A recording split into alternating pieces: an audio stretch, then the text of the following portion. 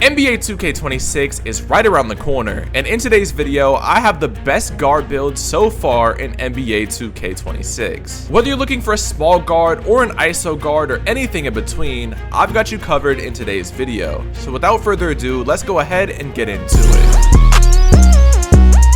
Now starting off with the first build, we have a small 6'3" point guard. For you small guards out there, this build can do absolutely everything. So unlike previous years where small guards will be limited to like 2 or 3 things that they could do, whether it was playmaking, shooting, and finishing, or playmaking, shooting, and defense, this build can truly do it all this year. But to start off with this build, we're gonna go point guard for the position, 6'3" for the height, 199 pounds for the weight, and just 6'6" for your wingspan. Now yes, this builder does look confusing, but I promise you I'm gonna go in depth and make sure that you guys know what you're doing.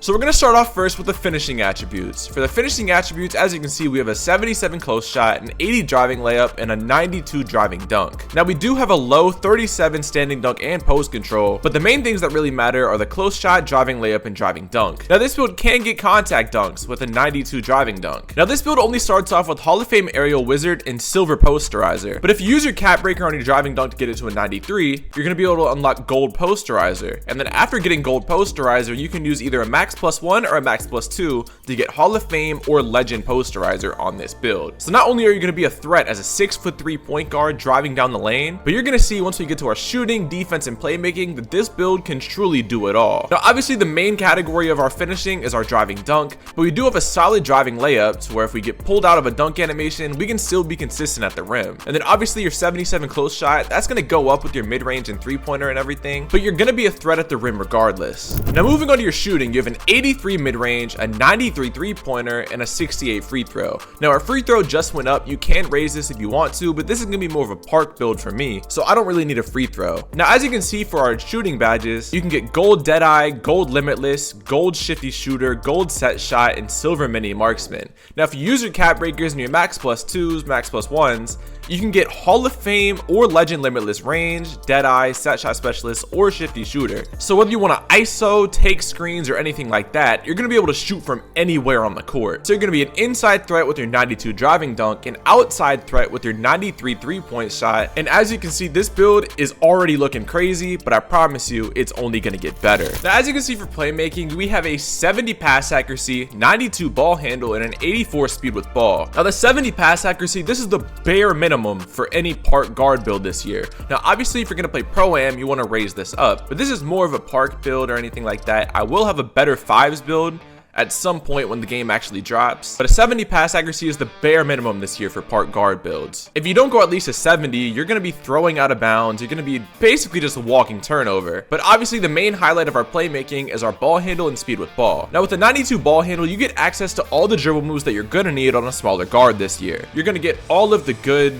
dribble styles, whether it's Zach LaVine, De'Aaron Fox, or anything like that. And you're going to have no limitations with your ball handle and dribble moves. Now an 84 speed with ball, that's kind of low, but as you all know, speed with ball really doesn't affect our speed with the ball, which doesn't really make sense, but that's how it's been for the past like 4 years. So 84 speed with ball is just what we need for our speed and our ball handle. Now for defense, this build is not a cone on defense. You have a 91 steal, which is the absolute highlight of this build's defensive capabilities. And alongside that, you have an 80 perimeter defense, which isn't the greatest, but it still gives you some decent defensive badges. You get bronze challenger, on-ball menace, and pick dodger alongside gold off-ball pest. So when it comes to a park guard build, this is not bad at all. A lot of times in park, the guard just ends up sitting in the corner. So you'll be able to get lanes with the 91 steal, and you'll also be able to play on ball and pick up the primary ball handler. So as long as you have good enough defense, you're not going to be a cone. So an 80 perimeter D, 91 steal, 45 block, and a 57 interior on a 6'3" guard is more than enough. And then to round off this build, you have like no rebounding, so we don't really need to go over that.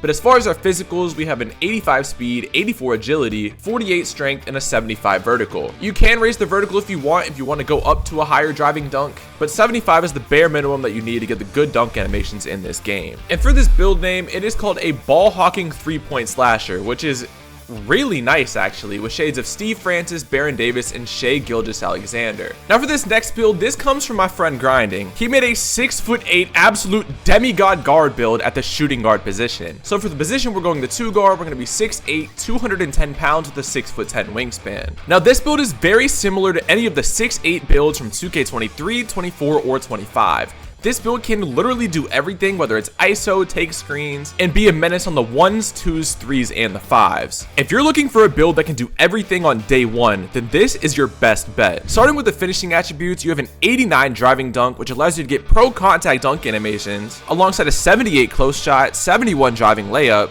a 49 standing dunk, and a 51 post control. Now obviously the main highlights like the last build are the close shot, driving layup, and driving dunk. This build at 6'8" is going to be an absolute menace driving to the hoop. This year, when you go for a contact dunk on a taller build, the meter does not diminish or deplete whenever you run towards the basket. So like previous years when you would go for a contact dunk and the green window would get smaller, that doesn't happen this year. So whenever you're pulled into a contact dunk animation on a taller build, your green window will stay the same the entire time. So being able to get pro contact dunk animations with an 89 driving dunk on a 6'8" build with a 6'10" wingspan is game over. Now moving on, we have our shooting attributes. You have a 92 mid-range shot, which allows you to get Hall of Fame set shot specialist and a lot of other shooting badges, alongside an 83 three-point shot and a 68 free throw. Now having the 92 mid-range is essential because you're going to be able to get all of the good jump shot animations at 6'8". Now an 83 three-pointer is kind of scary, but I promise you it's going to be more than enough. This year you have a pure green window, so if you time the shot correctly, you can make 100% of your shots if you really tried. So an 83 three-pointer, if you're skilled enough, is more than enough. We've seen that in previous years. An 83 three-pointer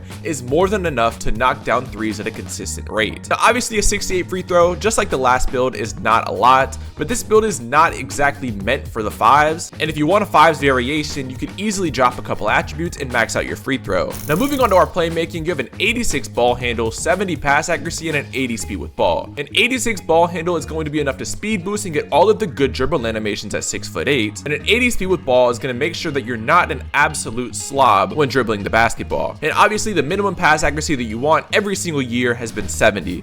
Obviously that's kind of low, but you're 6'8" and you're not exactly always going to be the primary ball handler, so 70 is more than enough. Now moving on to defense, this is where this build really thrives. You're a defensive menace with a 92 perimeter D and an 85 steal, so you can pick up the best player on the other team every single game. You're going to be able to get bumps, you're going to be able to get any lane steal that you want with an 85 with a long wingspan, and this build is an absolute threat on the perimeter. Now the real only downside of this build is the rebounding, so you only have a 37 O board and a 62 D board, but as long as you're in position, you're going to be able to out rebound the other guard 9 out of 10 times. A lot of the time, they're not going to be a 6'8" guard, so you're going to be taller than them and have a longer wingspan, so as long as you're in semi-decent positioning, you're going to be able to get the rebound. Now rounding off this build, you have the physicals. You have an 86 speed, 80 agility, 57 strength, and a 78 vertical. A 78 vertical is needed to get the pro contact dunks, and an 86 speed is obviously needed so you're not a cone on defense or offense. This build ends up being a two-way mid-range slasher with shades of Kobe Bryant, Doug Christie, and John Starks. Now to round off the final build, this is another 6'3" point guard, and in my opinion, this is the best 6'3" point guard that I've seen so far. This build is going to be a point guard, 6'3", 174 pounds with a 6'6" wingspan. This build, like the first one, gets a high driving dunk rating, high 3-point rating, high ball handle, and good defense. I'm not going to go too in-depth on this because we did see the first 6'3",